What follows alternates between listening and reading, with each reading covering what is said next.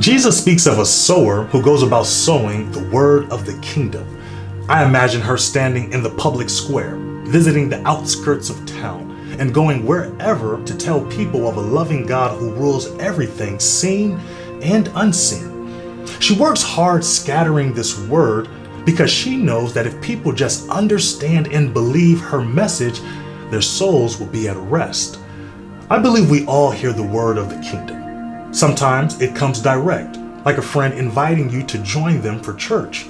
Other times it comes indirectly, like on a billboard along the highway that reads, "Tired of being stuck in your problems like traffic?" Jesus says, "Come to me, all you who are weary and are carrying heavy burdens, and I will give you rest." God knows how to position the word where we can recognize it. But to understand and benefit from it, we have to be interested enough to give it our attention. It was Thanksgiving dinner at Grandpa and Grandma Joy's house. While family from in town and out of town hovered over the familiar Turkey Day offerings, Grandma asked Cousin Ricky how his second year of school was going.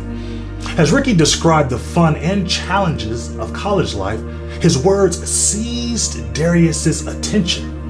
The young boy looked up from the video game he and the other kids were playing to hear more. This was the first time he heard about learning cool subjects, living in dorm rooms, meeting people from other states, attending parties, and cheering for sports teams, all the while being parent-free. Darius's interest was off the charts, and this is when the questions came.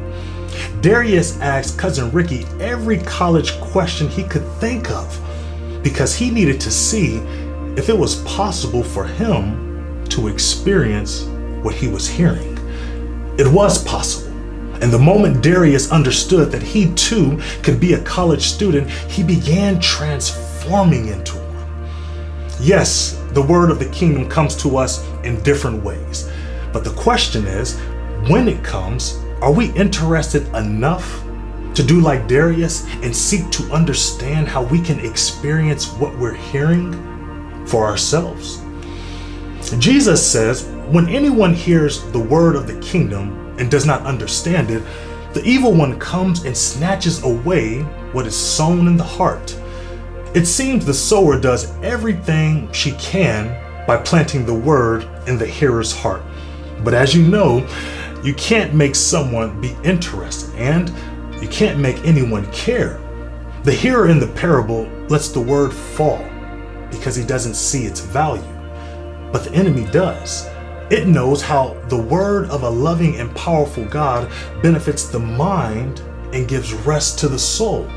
So the enemy watches, and as soon as the hearer discards the word of the kingdom, it snatches it away. Ever heard of the saying, out of sight, out of mind? The enemy snatches away the word in hopes that the thought of a loving and powerful God never crosses your mind. You see, a mind that doesn't understand how loved and safe it is a mind the enemy can torture, manipulate, and misguide. The sower sows the word of the kingdom for our protection. The enemy snatches it away to make us vulnerable. My friends, God is sowing the word of the kingdom in our hearts, in our minds, in a place where we can hear it, understand it, and benefit from it if we so choose. I pray you don't let what's meant to give you rest fall on the sidewalk because you let it fall on deaf ears. Peace.